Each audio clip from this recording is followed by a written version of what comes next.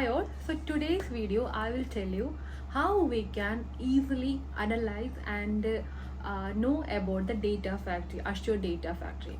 Maybe if you are new in the Azure data engineering or you are already having experience, you may be aware about the importance of Azure data factory.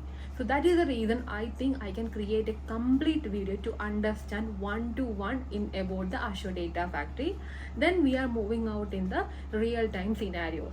Previous lectures I already mentioned about the real life scenarios, how the things are progressing. If you don't know these things, please check out my YouTube channel Vision Board. Please subscribe and you can do the real life scenarios from there, and also there are a lot of useful lectures are there. So we can start on the ADF one. Thank you.